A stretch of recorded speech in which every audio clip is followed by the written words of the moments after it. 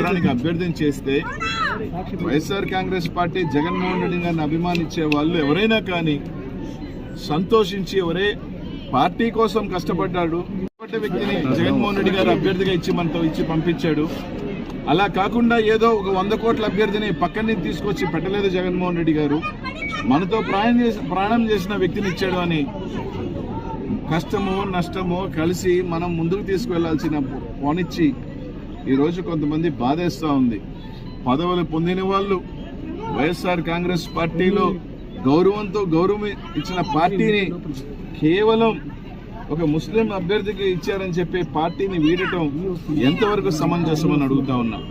దానికి కొందరు కూడా అంటా ఉన్నారు, జగన్మోహన్ రెడ్డి గారు మాకు చెప్పలేదు కాబట్టి మేము పార్టీ పెడతా ఉన్నాం. ఒక ముఖ్యమంత్రిగా ఉండే వ్యక్తి తాను అభ్యర్థులను పెట్టుకునేటప్పుడు ఒకరికి చెప్పాల్సిన అవసరం ఉందా అని అడుగుతా ఉన్నా. తాను ముఖ్యమంత్రి అవ్వాలనేది ఆయనకు ఉండదా? ఆయనకున్న సర్వేలు లెక్కలు ఉండవా? ఆయనకి ఏ వర్గం దానితో నడిచింది, ఏ వర్గానికి మనం టికెట్ ఇవ్వాలనేది ఉండదా? మనం ఆయన నమ్మి ప్రాణం చేస్తా ఉన్నాం. ఆయన ముఖ్యమంత్రి అయిన తర్వాత పదవులు పొందాం, లబ్ధి పొందాం. ఈరోజు ఆయనకి మనం తిరిగి ఆయన ఒకరిని పెట్టినప్పుడు మనము వెనకడుగు వేసి పుట్టి సాకులు చూపించి వెళ్ళిపోవటం అనేది ఎవరైనా కానీ, అది ఎంత పెద్దవాళ్ళైనా కానీ మంచి పద్ధతి కాదు అని చెప్పి తెలియజేస్తా ఉన్నా. రేపు ఇక్కడ ఉన్నారు, అనుభవించారు, అక్కడికి వెళ్ళారు, ఓహో అక్కడ కూడా ఒకవేళ కానీ మీకు ఏమైనా చెప్పకపోతే ఇంకో పార్టీ అంటే మీకు అన్నీ చెప్పాలా? ముఖ్యమంత్రిగా ఆయనకున్న డిసిషన్ మేకింగ్ ఆయనకు ఉంటుంది, రైట్? ఎవరు అభ్యర్థిని పెట్టినా ఇదిగో ఈయన అభ్యర్థిని పెడుతున్నాను అంటే రైట్, ఆయన ముందుకు తీసుకుని వెళ్ళి మనందరం బలపరిస్తే, వైఎస్ఆర్ కాంగ్రెస్ పార్టీ నెల్లూరు నగరంలో కార్యకర్తలు నాయకులు బలపరిస్తే ఖచ్చితంగా ఖలీల్ భాయ్ పెద్ద అభ్యర్థి. పార్టీ కన్నా బలం ఎవరున్నారు? వ్యక్తుల బలమా? ఇక్కడ పార్టీ బలం, జగన్మోహన్ రెడ్డి గారి బలం.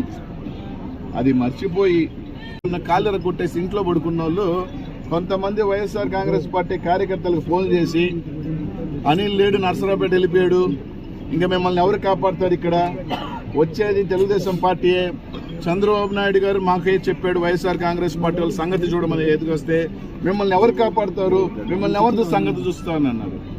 నేను నరసరావుపేట పోయినా, అక్కడి నుంచి లేదా ఇంకొక దూరం పోయినా, నెల్లూరు నగరంలో వైఎస్ఆర్ కాంగ్రెస్ పార్టీ కార్యకర్తలకి కష్టం వచ్చినా నష్టం వచ్చినా ముందు వచ్చి నిలబడతా. నన్ను దాటే నా కార్యకర్తలు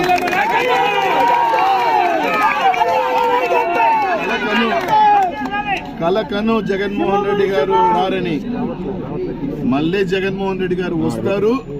మళ్ళీ చెప్తా ఉన్నా, ఎవరైనా తోక జాడించి బెదిరించడం మొదలు పెడితే మళ్ళీ వచ్చి తోలు తాట తీస్తా.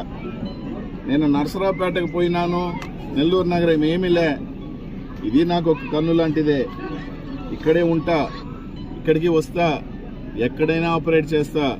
నా కార్యకర్తలు కానీ మా వైఎస్ఆర్ కాంగ్రెస్ నాయకులు జోలికి కానీ వచ్చి ఇట్లాంటి ఏదో బెదిరింపులు కానీ చేస్తే నేను రిలీజ్ కూడా చేయగలను ఆడియో.